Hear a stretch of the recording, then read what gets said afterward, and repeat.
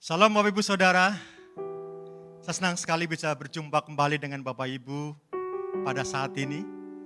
Kita bisa bertemu kembali untuk sama-sama beribadah, walaupun secara virtual. Kami percaya Bapak Ibu di rumah semangat semua untuk memuliakan dan beribadah kepada Tuhan.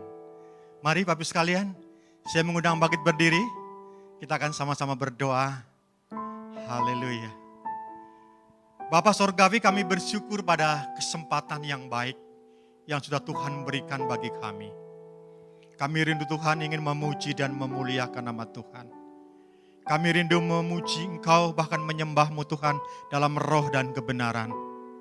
Oleh sebab itu Tuhan, mari kuduskan setiap kami, agar kami boleh memberikan pujian dan penyembahan yang terbaik bagi Tuhan. Walaupun secara virtual, kami percaya Tuhan, sebagaimana janji-Mu Engkau hadir di setiap situasi kami.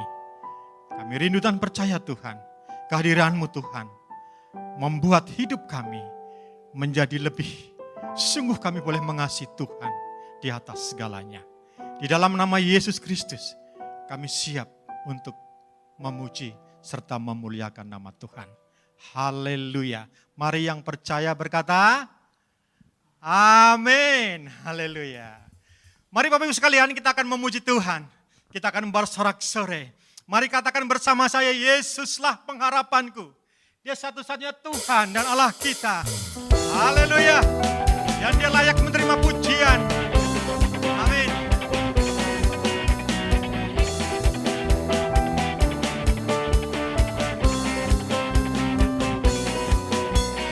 Yesuslah pengharapanku. Padamu aku percaya, ku pegang janji-Mu, ku dapat kemenangan di dalam nama-Mu. Yesus aku percaya, Yesus aku percaya, Yesus aku percaya, sungguh tiada yang mustahil bagi-Mu. Yesus, aku percaya. Yesus, aku percaya. Pasti ku dapat mukjizat yang besar. Aku percaya. Haleluya. Yesuslah satu-satunya pengharapan kita. Yesuslah pengharapanku di tengah badai hidup. Padamu aku percaya, ku pegang janji-Mu, ku dapat kemenangan di dalam nama-Mu. Yesus aku percaya, Yesus aku percaya, Yesus aku percaya, sungguh tiada yang mustahil bagi-Mu. Yesus aku percaya, Yesus aku percaya, dapat mukjizat yang besar. Yesus aku percaya, Yesus aku percaya, Yesus aku percaya, sungguh tiada yang mustahil bagi-Mu. Yesus aku percaya, Yesus aku percaya, pasti ku dapat mukjizat yang besar. Aku percaya, aku percaya, aku percaya, aku percaya. Haleluya. Haleluya, terima kasih Bapak. Kami terus Tuhan akan memuji dan memuliakan nama-Mu. Sebagaimana rusa yang haus akan aliran sungai-Mu, demikianlah Tuhan jiwa dan hidup kami di hadapan. Kami sungguh haus akan Engkau Tuhan. Karena sesungguhnya Engkau sungguh sangat berarti bagiku. Seperti rusa. Seperti rusa rindu sungaimu, jiwaku rindu Engkau. Kaulah Tuhan hasrat hatiku, ku rindu. Mari katakan kembali seperti rusa. Seperti rusa rindu sungaimu, jiwaku rindu Engkau. Kaulah Tuhan hasrat hatiku, ku rindu menyembahmu. Engkaulah kekuatanku ya Tuhan. Engkau kekuatan dan perisaiku, kepadamu rohku berserah. Kaulah Tuhan hasrat hatiku, ku rindu menyembahmu. Mari katakan Yesus, Yesus, Yesus, Yesus, Kau berarti bagiku.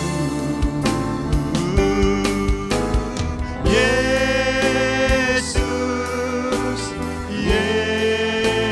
Yesus, Kau segalanya bagi. Panggil nama Yesus. Oh, Yesus, Yesus, Kau berarti bagiku.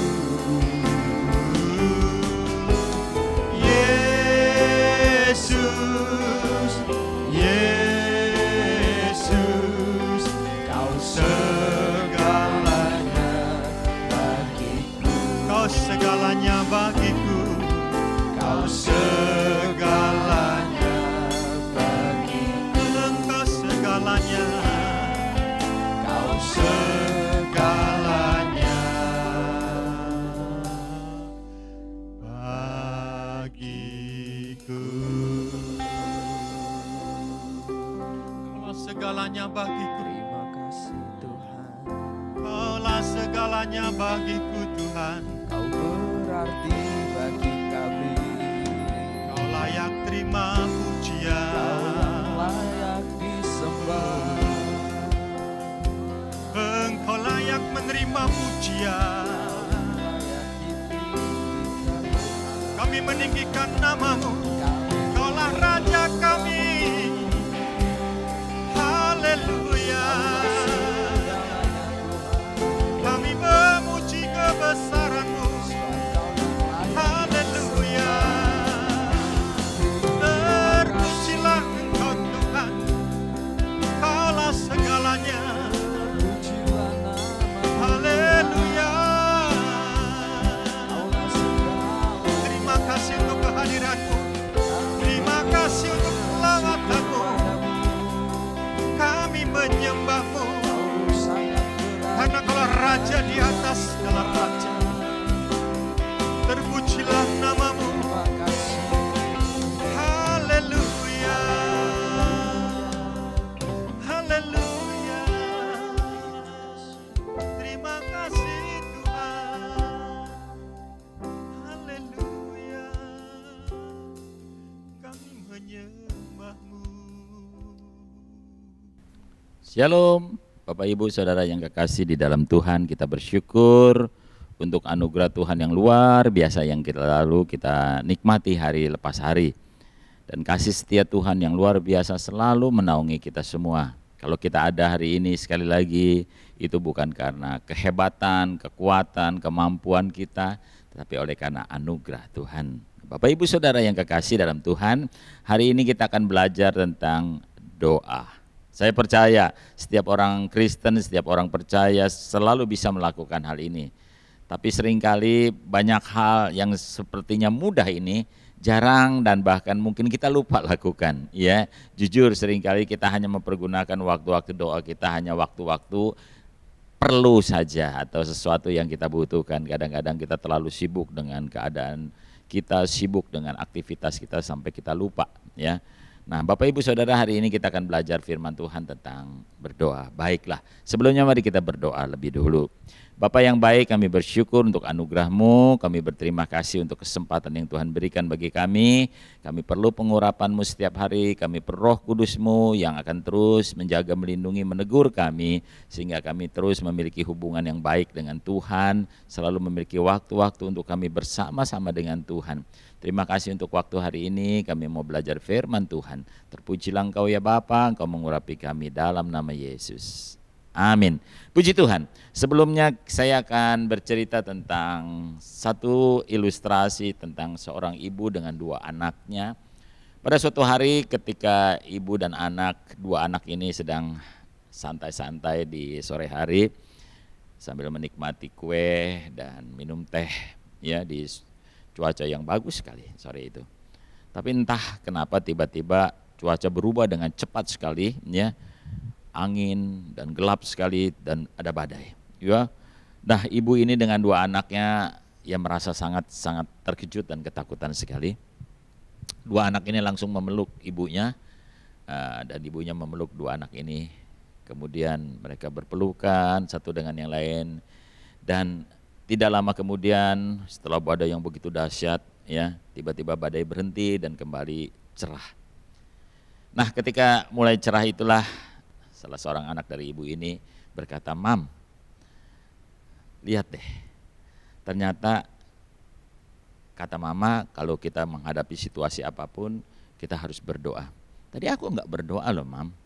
Ternyata badai bisa berlalu, badai bisa hilang, badai berganti dengan cepat sekali.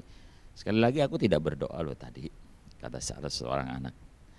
Si ibu memeluk anak ini dan sambil mengusap kepalanya, "Ya, mungkin kamu tidak berdoa, tapi mama dan adikmu berdoa bersama." Nah, Bapak Ibu Saudara yang kekasih di dalam Tuhan, hal-hal inilah yang sering terjadi dalam seluruh kehidupan kita, ya. Firman Tuhan saya bacakan dari 1 Tesalonika 5 ayat 17, sangat singkat sekali, tapi ini luar biasa dan sangat-sangat mengilhami saya untuk selalu berdoa, ya. Singkat tetapi luar biasa. 1 Tesalonika 5 ayat 17 firman Tuhan berkata, tetaplah berdoa. Kata tetaplah berdoa ini berarti dalam segala situasi apapun kita harus tetap berdoa. Entah itu situasinya baik, entah itu situasinya buruk, ya, kita harus tetap berdoa. Nah, Bapak Ibu Saudara yang kekasih dalam Tuhan, ada pertanyaan-pertanyaan yang seringkali terjadi di dalam hidup kita dan seringkali saya mendengarkan hal ini, ya saudaraku. Pertanyaannya sederhana tapi mungkin perlu jawaban yang pas, ya. Pertama, pertanyaannya adalah begini, perlukah kita berdoa padahal Allah tahu segala sesuatu sebelum kita katakan? Ini pertanyaan yang seringkali terjadi, saudaraku. Perlukah kita masih berdoa padahal Tuhan tahu semuanya sebelum kita katakan? Pemazmur menulis dalam Mazmur 139 ayat 4, firman Tuhan berkata begini, "Sebab sebelum lidahku mengeluarkan kata-kata, Engkau sudah mengetahuinya." Mungkin kita baru berpikir, kita mungkin baru pingin ngomong, Tuhan udah tahu sebenarnya. Tetapi kenapa kita harus berdoa? Ini pertanyaan pertama, ya.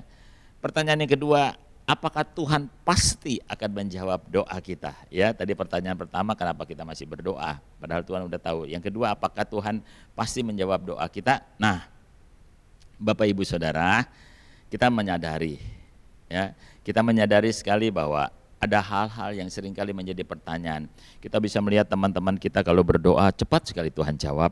Ada kalanya kita lihat juga teman kita udah lama berdoa tapi Tuhan belum menjawab doa. atau kita sendiri mengalami hal itu. Nah, Bapak Ibu Saudara, mari kita akan belajar firman Tuhan pagi hari ini, siang hari ini, atau satu hari ini, bagaimana kita melihat firman Tuhan ini tentang doa, ya. Pertanyaan pertama adalah, mengapa kita perlu berdoa kalau Tuhan sudah tahu sebelum kita ngomong sekalipun? Ya, memang Allah itu maha tahu, saudaraku, benar. Tapi juga kita tahu bahwa Tuhan bukan cuma kerjaannya ngedengerin doa kita, keliling dia ngedengerin doa kita, mencatat kebutuhan hidup kita, ya, mencatat semua doa-doa kita, harapan kita, permohonan kita, didaftarin semuanya satu persatu. Pekerjaan Tuhan bukan cuma itu, ya saudaraku, tidak sekedar itu. Kalau kita belajar firman Tuhan, saudaraku, kita bisa melihat di dalam kitab Kejadian pasal 3 ayat 8, ada satu cerita tentang sesuatu yang indah luar biasa.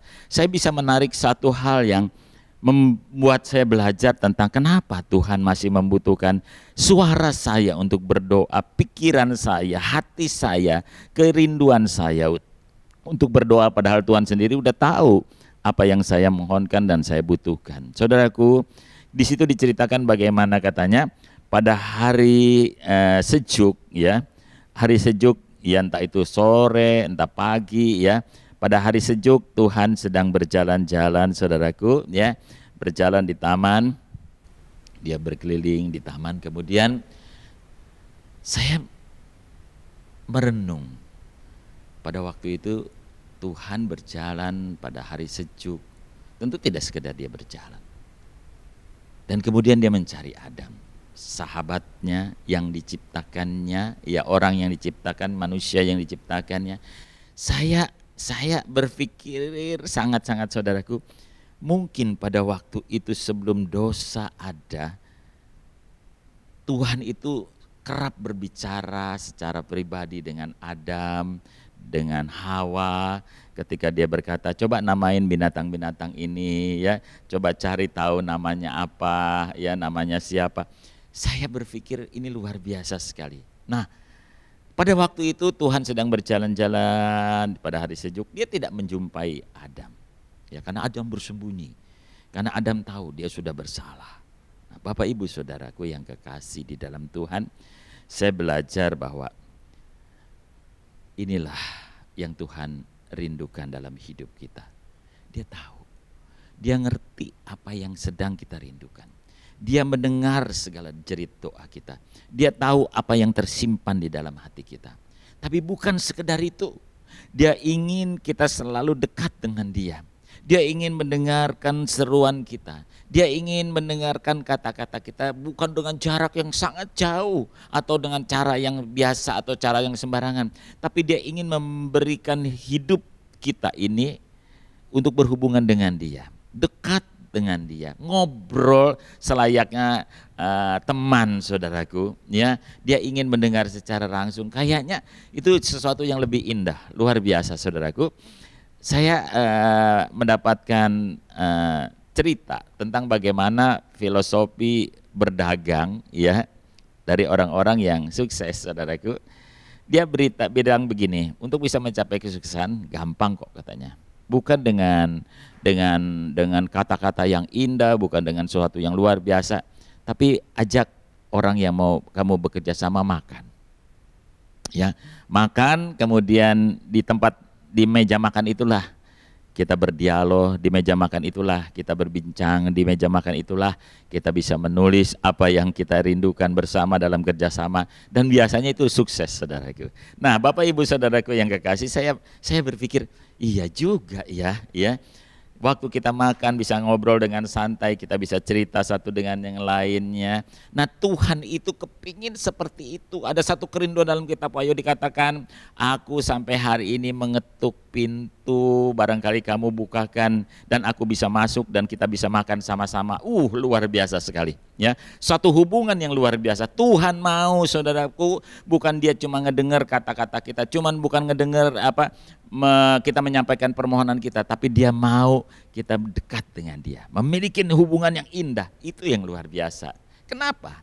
Tuhan masih mau kita berdoa, miliki hubungan dengan Tuhan lebih dekat lagi. Yang kedua, ya, Apakah Tuhan pasti menjawab doa kita? Saya melihat bahwa tidak selalu. Bisa ya, bisa tidak, bisa tunggu sebentar. Ya, jawaban Tuhan itu bisa ya, bisa tidak, bisa tunggu sebentar. Kenapa? Kita bisa lihat di dalam Alkitab, saudaraku. Rasul Paulus pernah berdoa di dalam 2 Korintus 12 ayat 7 sampai 8. Rasul Paulus meminta kepada Tuhan, sudah 3 kali loh, untuk menyingkirkan suatu yang menghambat hidupnya. Diumpamakan di situ disebut duri, ya. Tapi lihat apa yang dikatakan Tuhan kepada Paulus. Tuhan tidak mencabut durinya, tidak mengangkat masalah persoalannya atau apapun yang menghambat hidupnya. Tapi Tuhan berkata, cukuplah kasih karuniaku kepadamu. Luar biasa cara Tuhan menjawab. Daud menulis dalam Mazmur 13 ayat 2, berapa lama lagi Tuhan engkau lupakan aku terus menerus? Berapa lama lagi engkau sembunyikan wajahmu terhadap aku? Ini luar biasa loh Bapak Ibu Saudaraku. Daud yang kita tahu memiliki hubungan yang luar biasa juga dengan Tuhan, ya. Orang yang hebat ini, dia masih berkata kepada Tuhan, Tuhan, kenapa engkau bersembunyi? Jadi enggak selalu jawaban Tuhan itu ya, ya. Nah, kita juga bisa belajar dari Yesus ketika dia berdoa di Taman Getsemani dalam Lukas 22 ayat 42 ayat 43. Firman Tuhan berkata, ya Bapa, jika engkau mau, ambillah cawan ini daripadaku. Wah, dia berdoa dengan sangat luar biasa. Sampai dikatakan dalam Alkitab, keringatnya seperti darah yang menetes. Saudara, apakah Tuhan menjawab? Bapa di surga menjawab? Tidak. Nah, jadi terkadang Tuhan menjawab doa kita hanya dengan kata, cukuplah kasih karuniaku kepadamu. Saya rasa, saudaraku, di dalam kita berdoa, bukan berarti dia tidak menjawab doa kita, walaupun mungkin jawabannya tidak. Ya, tidak selalu ya, tidak selalu tunggu, bisa saja dia menjawab tidak. Karena dia tahu jauh lebih baik dia tidak menjawab doa kita kalau itu membahayakan kita.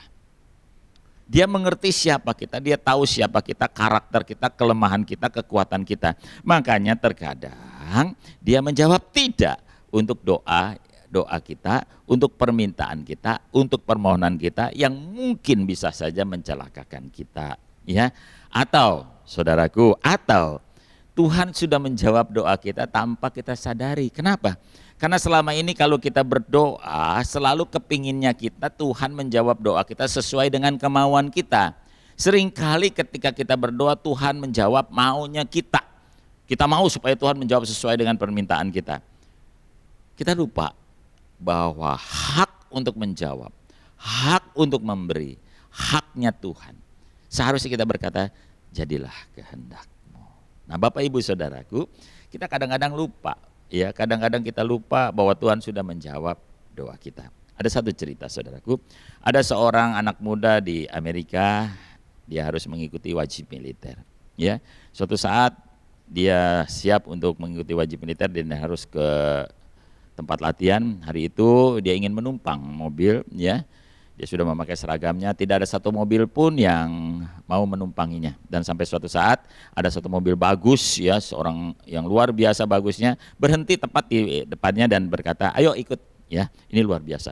Sampai si anak muda yang mau mengikuti wajib militer ini agak kebingungan, nih, wah, luar biasa nih pasti orang kaya. Nah, tiba-tiba ketika dia sudah mulai duduk, dia tanya mau kemana, tujuannya apa, mereka mulai bercerita dengan akrab. Suatu saat kemudian Roh Kudus berbicara kepada pribadi si anak muda ini untuk cerita tentang firman Allah. Si anak muda ini merasa bahwa gak sopan, ya udah numpang sok ngajarin gitu ya. Tapi Roh Kudus mendesak dia dan pada akhirnya dia beranikan diri, dia berkata, ada satu kata-kata yang dia tidak tahu kenapa bisa mengeluarkan kata-kata itu. Pertanyaan kepada si pemilik mobil ini, dia berkata, seandainya Bapak mati hari ini, apakah Bapak yakin Bapak akan kemana? Ke surga atau ke neraka? Saudaraku, dia kaget sekali ketika dia sudah sampaikan perkataan ini. Dan orang ini kemudian menangis, dia berhentikan mobilnya sejenak di pinggir, di tepi jalan. Kemudian orang yang mengajaknya dia ini menangis, kemudian dia meminta anak muda ini untuk berdoa buat dia untuk menerima Yesus sebagai Tuhan dan Juru Selamatnya. Luar biasa saudara. Ya, singkat cerita pada akhirnya sampailah kepada satu tujuan di mana anak muda ini akan mengikuti latihan wajib militer diantar oleh orang ini. Luar biasa. Sebelum turun, si anak muda dikasih kartu nama ini dengan pesan suatu saat kalau engkau membutuhkan sesuatu cari aku. Ya. Sesudah mengikuti wajib militer dan kemudian diterjunkan di tempat-tempat yang memang untuk mereka bisa berlatih. Kemudian beberapa tahun kemudian dia teringat, ya, setelah dia lepas wajib militer dia teringat ada hal yang dia pernah dititipkan, yaitu kartu nama. Dan akhirnya dia pergi ke alamat ini, sampai ke tempat itu, wah dia kaget sekali karena kantor tempat orang ini luar biasa tinggi, luar biasa megah sekali. Dia masuk, dia di depan satpam bertanya, dari mana kamu dapat memiliki kartu ini, kartu nama ini? Dia memberikan padaku. Kemudian satpam ini mengantar ke sekretaris juga bertanya yang sama. Kemudian sekretaris berkata begini, tunggu sebentar. Ya, sekretaris masuk ke dalam dan bertemu dengan salah seorang pemilik daripada perusahaan ini. Dan pemiliknya itu adalah istri daripada orang yang pernah menolong dia dan memberikan dia kartu nama. Dan singkat cerita saudaraku juga akhirnya si ibu ini bercerita bahwa dia sepanjang waktu suaminya pergi, dia berdoa supaya dia bisa bertemu dengan seseorang, dan orang itu bercerita tentang firman Allah karena suaminya keras hati. Setelah dia mengerti bahwa kemudian suami ini meninggal karena kecelakaan, luar biasa sekali.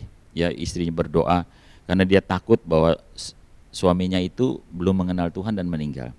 Tapi si anak muda ini berkata dengan luar biasa, dia bertemu dengan bapak ini dan dia berkata, bapak ini sudah menerima Yesus. Nah, Bapak Ibu Saudara, terkadang jawaban Tuhan itu tidak seperti apa yang kita pikirkan, yang kita mau. Nah, karena itu marilah kita percaya, ya. Tuhan mau kita belajar. Kenapa Tuhan tidak menjawab doa kita?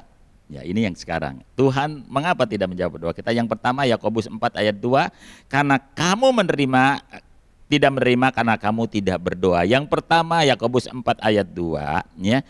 Kenapa kita tidak menerima apa yang kita doakan? Karena kita tidak berdoa. Karena kamu berdoa cuma hanya untuk keperluanmu saja, ya.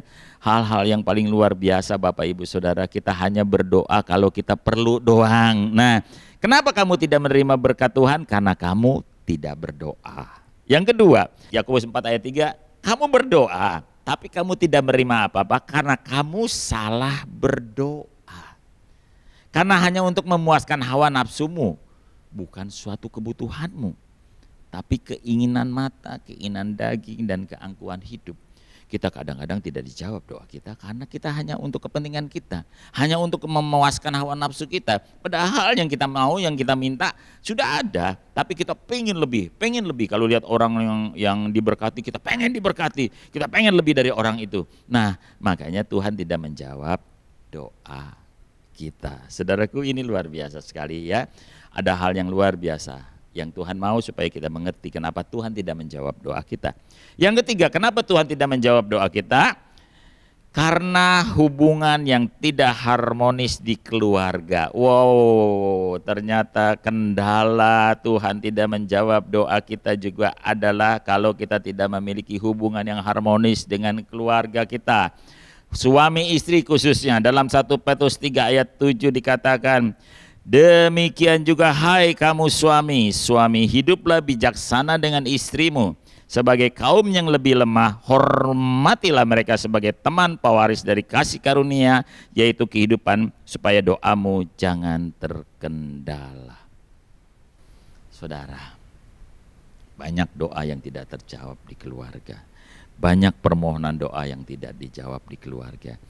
Karena hubungan suami istri tidak harmonis. Ayo Bapak Ibu Saudara, mungkin ada yang menyangkal, enggak tuh, aku diberkati kok. Ya, aku walaupun aku sering kali barangkali bertengkar dengan istriku atau dengan suamiku, aku diberkati tuh.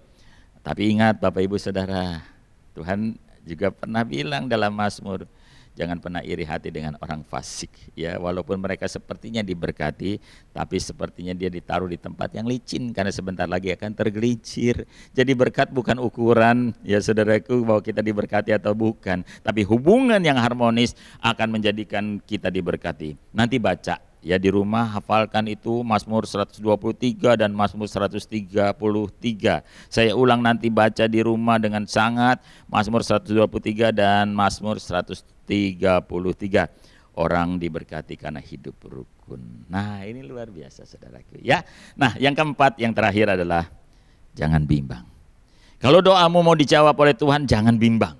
Harus punya kepastian, ya. Karena firman Allah mengatakan kalau kita bimbang seperti ombak yang di laut yang diombang-ambingkan dengan sangat luar biasa dan tidak menentu. Jadi jangan bimbang, ya. Orang yang bimbang tidak akan mendapatkan apa-apa. Ada satu ilustrasi, seorang kakek ditanya sama cucunya ketika mereka lagi duduk-duduk tentang doa. Jika cucu bertanya, "Kakek, apakah kakek masih tetap berdoa?" "Ya." "Apakah pasti Tuhan akan terus menjawab doa kakek?" "Iya." "Tapi aku nggak melihat tuh Tuhan menjawab doa kakek." Nah, dengar baik kata kakek. Ketika kakek berdoa untuk kedamaian hati kakek, Tuhan membiarkan kakek mengalami masalah kesulitan dan Tuhan menjawab doa kakek. Kakek memberitahu arti kedamaian di dalamnya adalah kakek berdoa untuk meminta hikmat Tuhan. Dan Tuhan memberikan kakek masalah untuk bisa dipecahkan. Ketika kakek meminta kesehatan, Tuhan menjawab doa kakek. Dengan dia memberi kesempatan kepada kakek untuk mengalami sakit. Supaya kakek tahu apa arti sehat.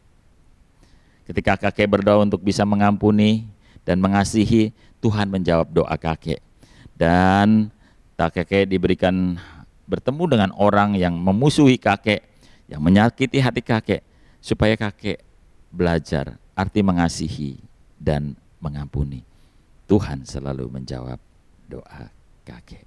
Nah, Bapak Ibu Saudaraku yang kekasih di dalam Tuhan, jangan bimbang. Yakobus 1 ayat 6 dan 7 berkata, "Hendaklah ia memintanya dalam iman dan sama sekali jangan bimbang. Sebab orang yang bimbang sama dengan gelombang laut yang diombang-ambingkan kian kemari oleh angin. Orang yang demikian janganlah mengira ia menerima sesuatu dari Tuhan." Jadi Bapak Ibu Saudara, dengar baik ya. Walaupun kita belum mendapatkan jawaban dari Tuhan, Tuhan sedang menyiapkan yang jauh lebih baik. Kalaupun Tuhan berkata tidak, minta hikmat dari Tuhan, itu pasti yang terbaik dari Tuhan. Kalau engkau dijawab iya pada hari itu, ingat baik-baik. Ketika engkau berdoa, Tuhan juga mau kita memberkati sesuatu dan orang lain. Mari kita belajar percaya bahwa di dalam doa tidak ada yang sia-sia. Saya selalu melatih diri saya dengan 2 kalimat. Ya, kalimat pertama adalah begini: setiap hari aku mengatakan hal ini. Setiap pagi aku mengatakan hal ini. Jadi ada 2 kalimat. Kalimat pertama, aku tidak mau berdoa besok hari. Aku mau berdoanya hari ini. Dan besok aku juga ngomong lagi yang sama. Aku tidak memerlukan doa esok hari. Dan yang kedua adalah aku hanya mau berdoa hari ini. Itu kalimat yang saya sebutkan setiap pagi. Jadi Bapak Ibu Saudara, tadi dikatakan dalam 1 Tesalonika 5:17 berkata, tetaplah berdoa. Percayalah, Dia akan selalu bisa menjawab doa kita walaupun jawabannya tidak. Kita percaya anugerah Tuhan yang terbesar dalam hidup kita adalah ketika kita diberi kesempatan untuk berdoa, berbincang bersama dengan Dia, dekat dengan Dia, mengasihi Dia, dan hidup bersama dengan Dia. Ya, permintaan kita, permohonan kita, kebutuhan kita, itu mudah buat Dia untuk Dia berikan pada kita. Tapi Dia mengejar hubungan dengan kita. Mari kita sediakan waktu kita untuk selalu dekat dengan Tuhan, berbincang dengan Dia, bersandar kepadanya, mengasihi Dia.